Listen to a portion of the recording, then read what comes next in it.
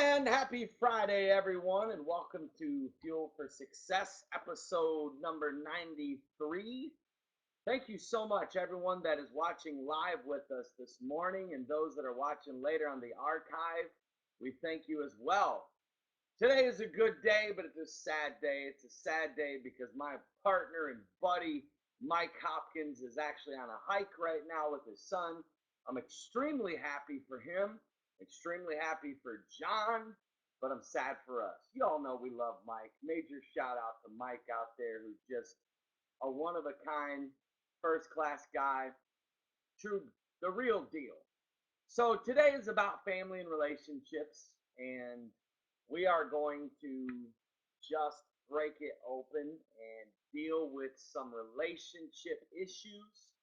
And one thing you'll find out when you follow Fuel for Success is Mike and I committed to complete transparency. And what we talk about on this show is completely our opinion, and we're just straight up real. That's all there is to it. So you're always welcome to type questions. Today, let's go into some Q&A. I've got a few questions Mike and I keep stored up from people that write in or text or maybe ask on a previous show that we might not have had time to get to. And so today we're going to talk about a couple of topics. One question that someone asked is, what are some things that families can do to become stronger? Another question that people have asked is one that I'm going to deal with is, what are some mistakes that people make in relationships? This is a huge one. I have a lot of experience in this, good and bad. So I'm going to share it. Why not, right? So I guess I want to just start off the show by saying thank you to everyone that's here. Good to see you. Hope you all are ready for a great weekend. We're literally a week away from Mission 25 in Philadelphia. It's going to be a lot of fun.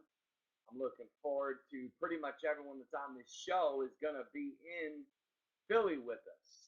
So I like this right here, Julie, and I agree. A lot of times people don't ask the hard, upfront questions about expectations, and that's very good. I think a lot of people that are in dating right now, they're not realistic. They're more driven by flesh or emotions or sex and the physical aspect of a relationship.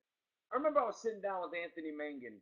We were having lunch this last year, and we were talking about dating. And he said something. He said, Matt, I've pastored 30 some years, and I can't even tell you the amount of counseling I've done, marriage counseling, pre-marriage counseling. And, when you're a guy like Anthony Mangan, not only has he counseled a lot of people in his church, but he's counseled a lot of ministers and wives have come to him, literally up to 20 or 30 a year, when they have moral problems or they just have major relationship problems, they're about to lose it. I'll never forget what he said. He said, Matt, what I want to tell you is, if you have to decide between a girl that has a 6 body but a 10 heart and a 10 spirit, as opposed to a girl that's got a 10 body and a 6 or 7 heart and spirit, he said, always go for character. Always go for the girl that has the heart. I just thought that was good. And the reason why I'm even saying that is just back on Julie's, uh, you know, statement about the fact that most people, when they get into dating relationships, they're it's all physical, and that can be a danger there. That can be a very deceptive thing. Now, let me say this: I wholeheartedly believe that you need to think that the person that you're dating is a 10.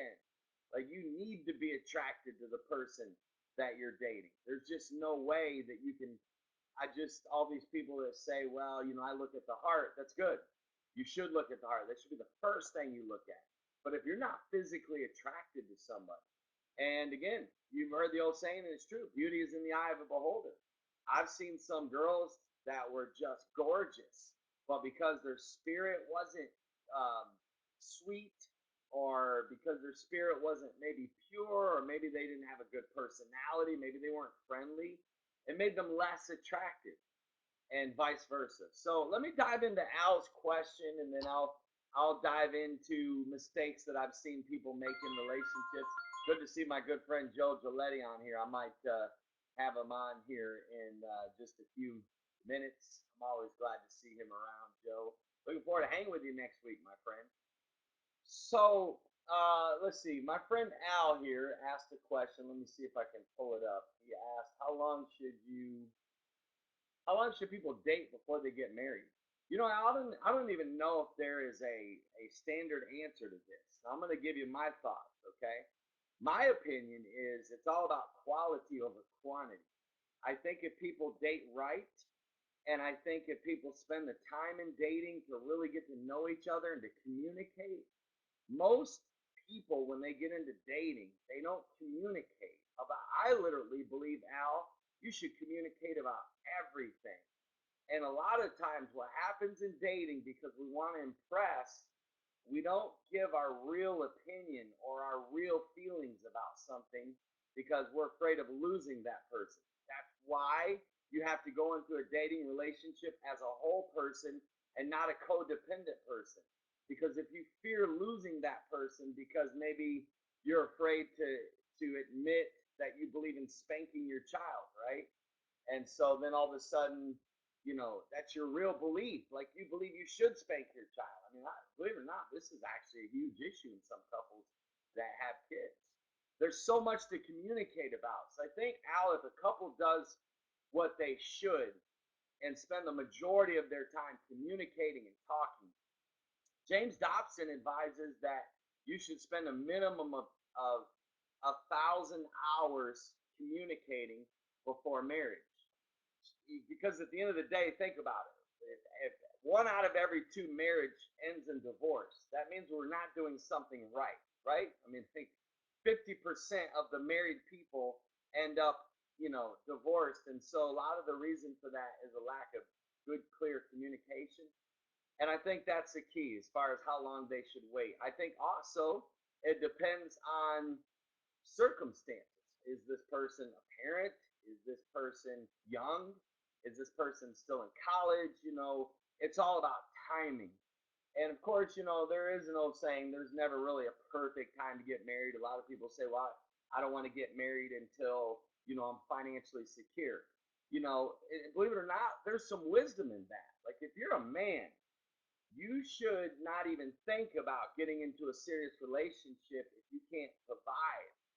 And if you're a lady, I would be leery about dating a guy that doesn't have a good work ethic. I would be leery about dating a guy that can't provide, because they say, well, we're in love, and that's great, but one of the number one reasons that couples fight is over finances.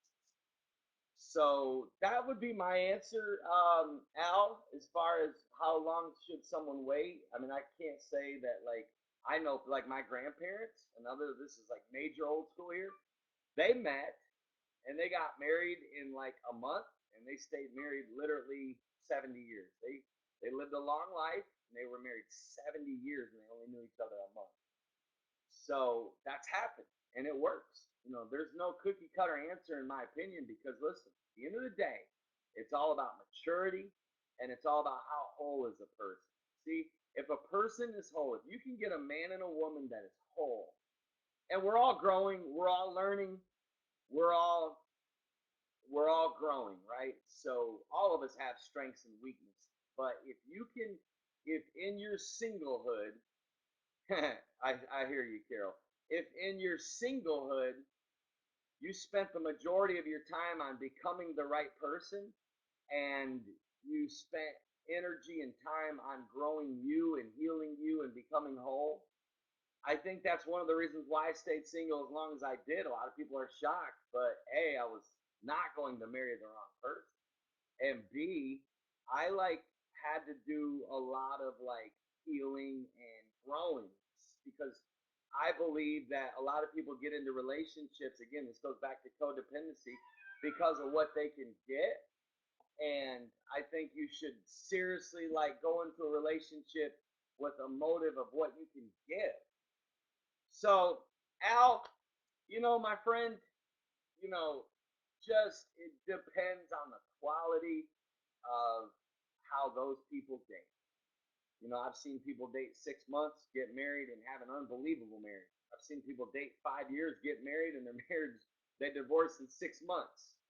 So I don't know if there's really a certain time frame, I guess, that I would say.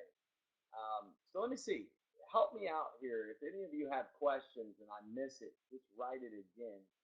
But I'm seeing some of the comments here, and these are some really good comments. I love what everybody's sharing. Al, I like you because you ask really good questions, and I think that's key to growing and learning. Let me pull up a question that was asked before, and let me just throw this out there real quick because I'm pretty passionate about this. Um, my friends, what can families do to? You ever see families that they're just not real close? Maybe you're at the mall, you're at the food court, but you shouldn't be at the food court, but unless you're having like something really healthy, if that mall has a healthy choice. Um, but you ever seen like a family and you can just tell they're really close, or vice versa? You've seen it like sometimes. Like I'm a people watcher, and I sometimes am blown away at the couples that eat together, and I've literally like 30 minutes and they did not say a word, and I'm just like shocked. I'm like, man, like I'm like literally like just standing there, sitting there thinking they literally have not said a word to each other, you know? And then you see families that they're happy, you know, you can just tell they're close. And same thing with like a parent and a child. There's a bond and sometimes there's not.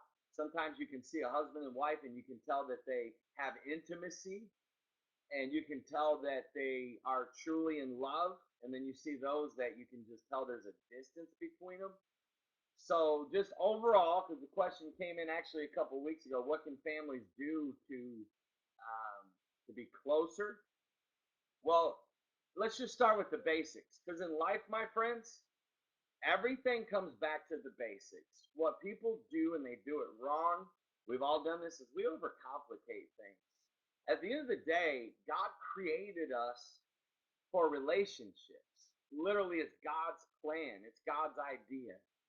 So God intended for us to have healthy, happy, whole, fun family connections. Unfortunately, many of us grew up in divorced homes. Many of us did not see our parents being affectionate with each other, which, if you're married, you should be affectionate in front of your kids. It's actually healthy for them. I agree, Joe. They shouldn't be making out in public. That's up for debate, you know. I'm just kidding. So, you know, like for example, okay, my friends, for example, um, you know, there's some people that don't have a bond, and one of the reasons why some families are not close is because I believe, I'm just going to throw this out there real quick and move to the next question. But number one is the basics of spending time together. Like time equals love, right? And the more time that a family spends making memories, doing things big and small, doing the little things together. For example, like family walks are gone in America. Very few couples take walks, very few dads go take a walk with their daughter or their kid.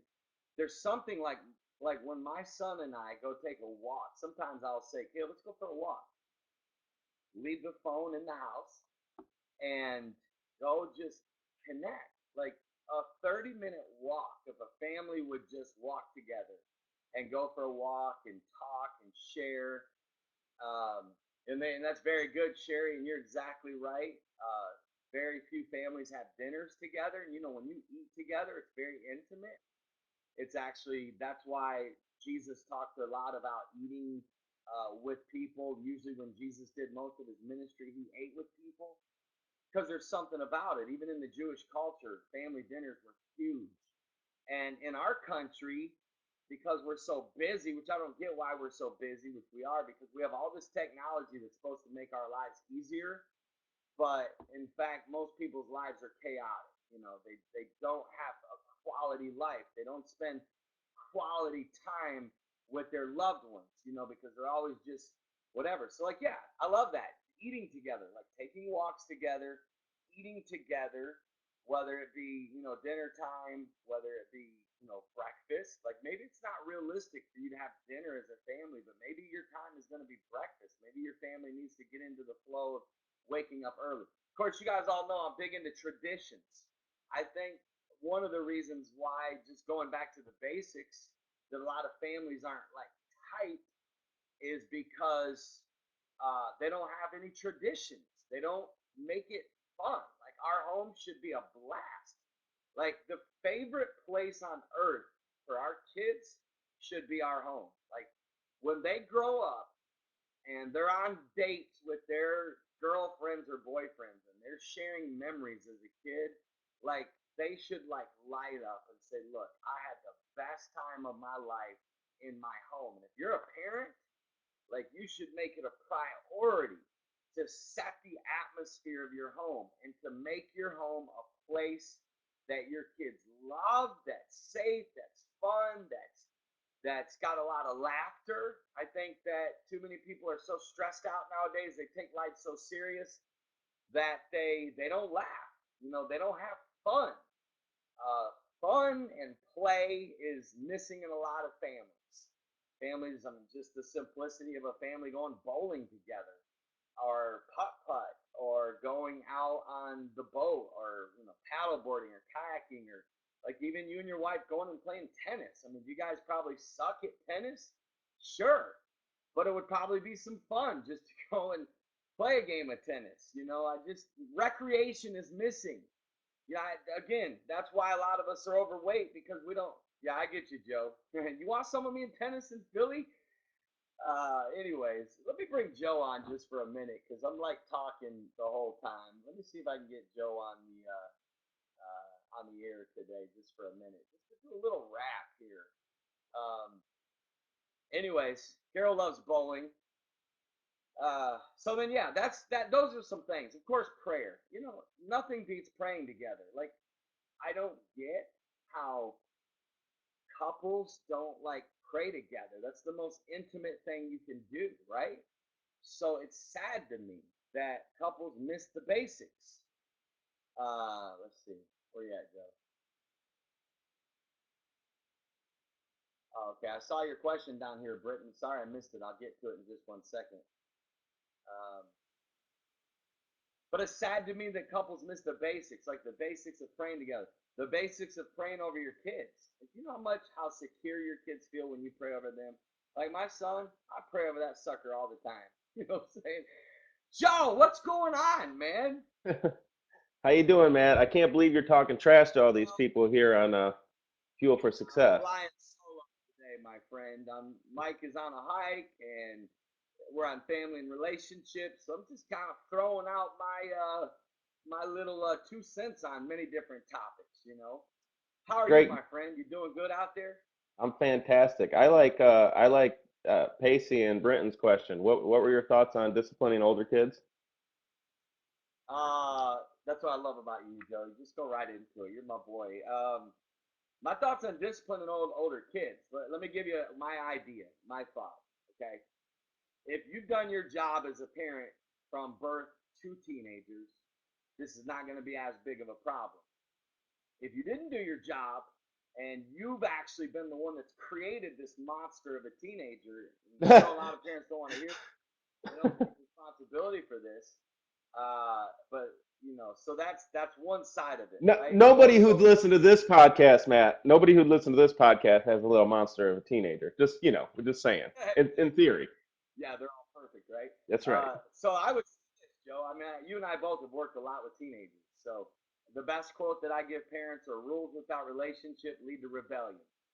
So a lot of teenagers are going through things that even a lot of parents are out of touch with, just changes in their body, um, increased sex drive, major temptations, um, just trying to find who they are. And so a lot of times maybe you're seeing things in your teenager that you just can't connect with. And a lot of parents do it wrong by going into nonstop like lecture mode or nonstop correcting. Like there's actually a scripture in the Bible that says, don't overcorrect your kid lest he become weary with you. So I think when it comes to disciplining older kids, I think that again, you know what I would have to know, Joe, and maybe you can give your thought on this. I guess I would have to know like what the situation is. Like, did you catch them like smoking? Did they steal something? Are you just talking about discipline in general? Like, you know what I'm saying? So maybe Pacey, you and Britton can go a step further on the question just to help us out. But Joe, overall, you've worked a lot with teenagers as well. What have you found? Uh, in fact, listen to this. Hey, this is a really While good you're clip. doing I that, really Matt, like Brenton, it. is the sound better? Why they can't hear me? They're, they're saying you're pretty low, and they're saying I'm a lot louder than you, which isn't normal. What I'm saying? I'm just kidding. No, hey, listen. One of the best books I've ever read, and I think every parent should read it. You ready for this? And it was actually written by teenagers. It's called. Am I louder now? Can you hear me? Yeah, but I'm still really loud. They said. All right, I'll turn you down a little bit. Joe, it's called "What I Wish My Parents Knew About Parenting." Imagine reading that. Imagine hearing from the perspective of other teens. Like, you know what I do? You know what I do? And you did the same thing. That's what I love about you. You sat down in Starbucks and you interviewed my son. I thought that was awesome. Like, Caleb was impressed by that because Caleb's a little ahead of his years a little bit just because he's into this stuff. You know what I mean? He asks all kinds of questions. But I remember us driving to the airport and he said, "You know what, Dad, I was impressed that Joe Giletti was asking me those questions. There's no better wealth of knowledge than to ask other teenagers. Like, literally, like if I had a teenager, I would be picking, and I still do it to this day.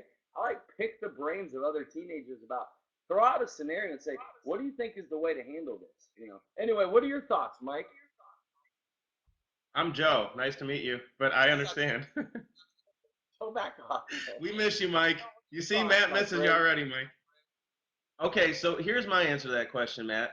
First of all, I would say to every parent out there who's parenting a teenager, if you look at any of the studies or if you ask any teenager what are the biggest influences on their life, hands down, no questions asked, the number one answer for the biggest influence in their life from a teenager who seems to hate their parents at that age is my parents. My parents are my biggest influence in my life. The number two greatest influence on their life is media. And for a lot of you, I know that those values between the parents and the media are very different, so it's very challenging. The second thing that I'd say to the parent is that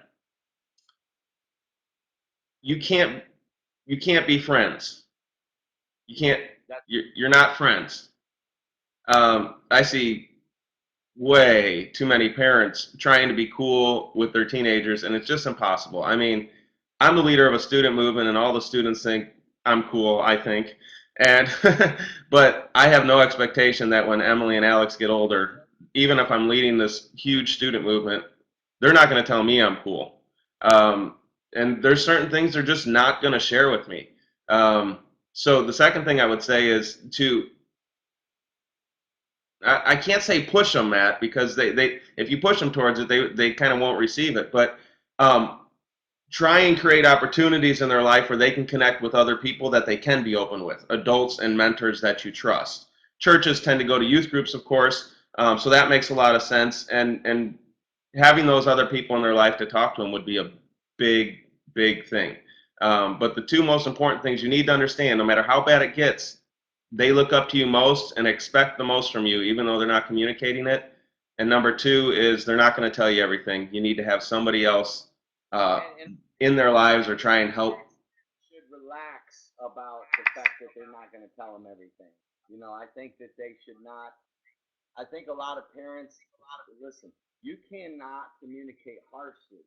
You've got to learn how to catch moments when a teen is opening up. Like I've had success even in my years of student ministry and still connecting with teens and whatnot. Like I actually do life coaching for like three teenagers right now. And I've learned, man, that Joe, like sometimes I think a parent could win by asking questions and letting a teen talk without giving advice or without lecturing or without like literally letting them share. And I totally listen, 1,000,000,000% agree that a parent makes a mistake when they try to become buddies or best friends with their kids. You know what I'm saying? Are you still with me, Joe? I'm still with you. It's very hard to hear you. Can y'all hear me good, or is that just Joe's system?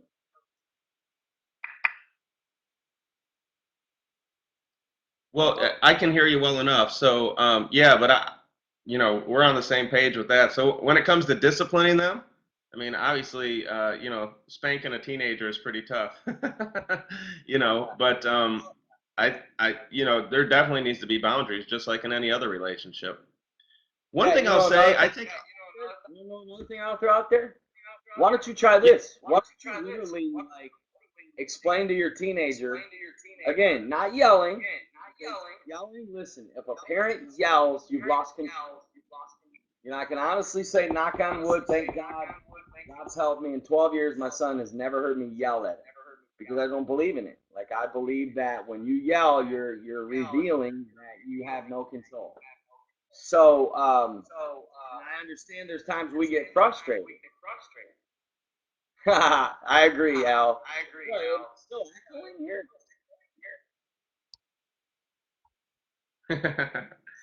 hey, something I do want to say, Matt, about this for parents too is that if you remember in Jewish culture, that to a degree, those students who were 13 years and above were considered adults.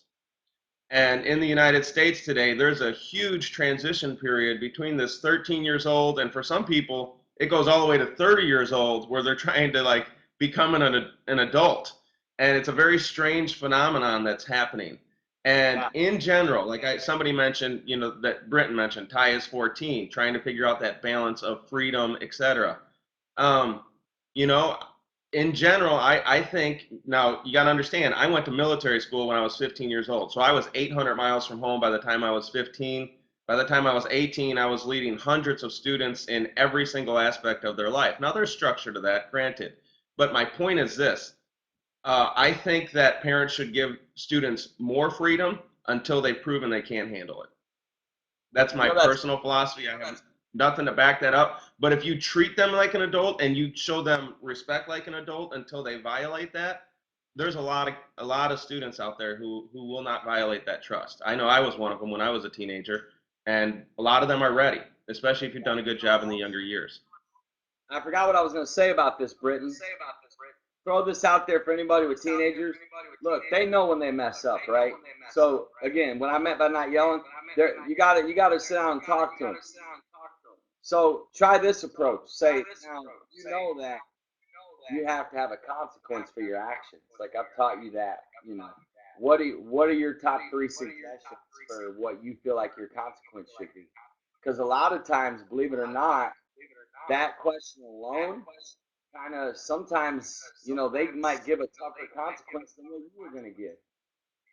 Like they may look at you and say, well, mom, I think maybe I should be off Instagram for a month. Like if you take Instagram away from a kid, that's like, that's like Cruel and unusual punishment.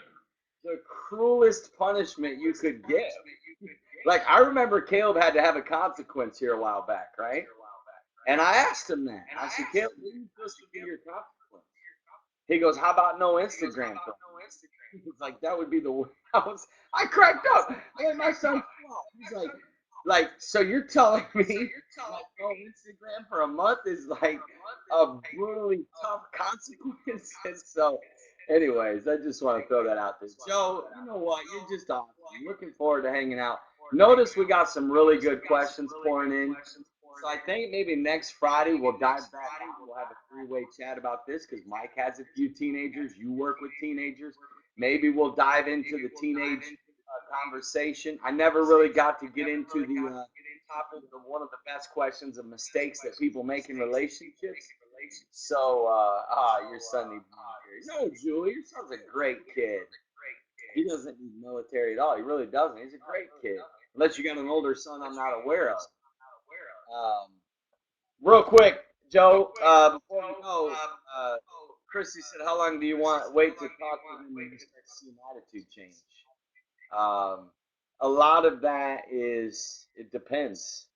It depends on what kind of attitude it is. Like, you don't want to wait too long. You really don't. So it just depends on the type of attitude they're showing.